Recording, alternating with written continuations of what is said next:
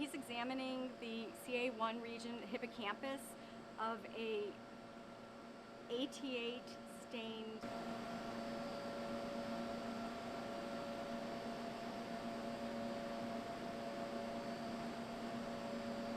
Show it all. Right.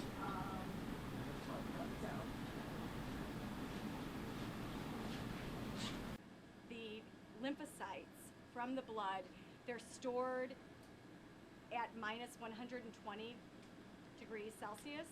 We need to infiltrate the tissue with paraffin to give it enough structure. Show it all. Right.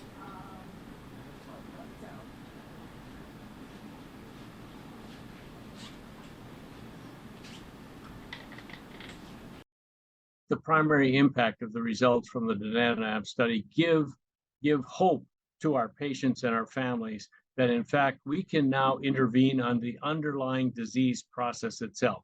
Rather than just treating the symptoms, we may be able to alter the course of the disease with a drug like donanemab. So I think that's pretty important for our patients.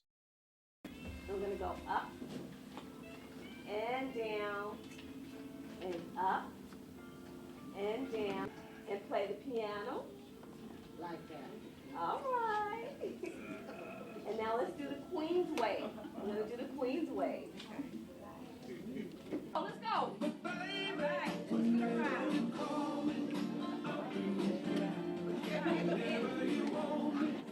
2, 3, 4, 3 times. 1, 2, 3. 1, 2, 3.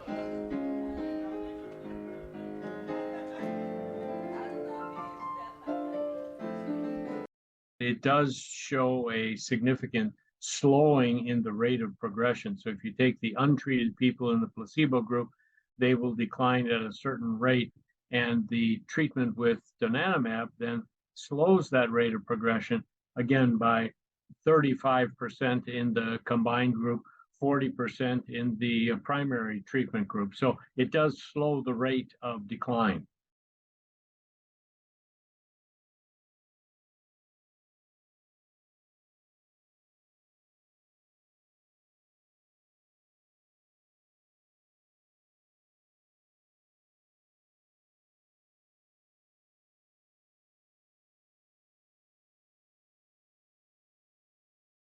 This drug is in the class of drugs called monoclonal antibodies, and they're designed to remove some of the amyloid plaque from the brain, amyloid being one of the defining features of Alzheimer's disease.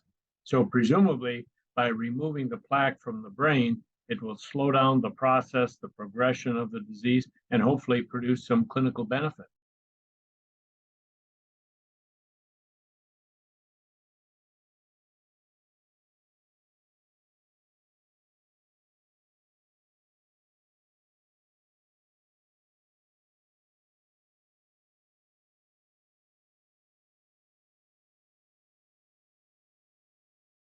These findings are significant for the field. I think mostly for our patients that we now have treatments out there that can have an impact on the underlying disease process itself. For the past 20 years or so, we've had drugs available that work on the symptoms, but really do not get at the underlying biology of the disease. So donanemab is a drug that gets at the underlying disease process, a so-called disease-modifying therapy, and that's primarily very important for patients and for families that we can impact the outcome of this disease.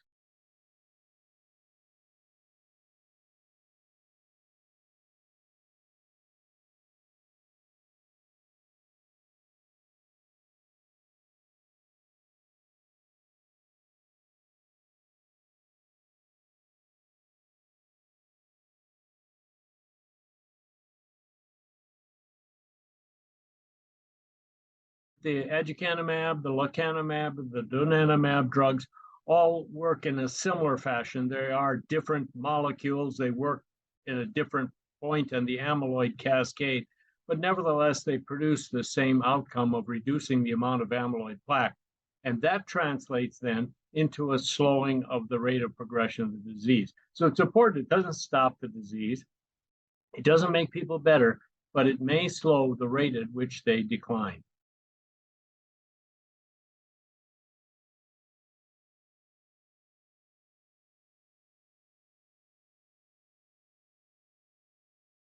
The presumption is that the amyloid misprocessing leads to tau misprocessing, then leads to cognitive impairment. So by interfering with the amyloid process upstream, hopefully you're reducing the impact on the downstream effect on tau and on cognition. So the donanemab trial, the Trailblazer AD trial, showed that you could remove some amyloid plaque from the blood, from the brain, slow the progression of the clinical decline in symptomatic people. So people who have either mild cognitive impairment or mild dementia due to Alzheimer's disease. The presumption then would be if you move further back upstream to the state where people are clinically normal, but still have the biologic features of Alzheimer's disease, intervening at that stage may in fact prevent some of the subsequent decline down the road. So there are trials underway right now, the AHEAD study being one that is using lecanemab actually as the intervention to try to interfere with this process earlier in the pipeline.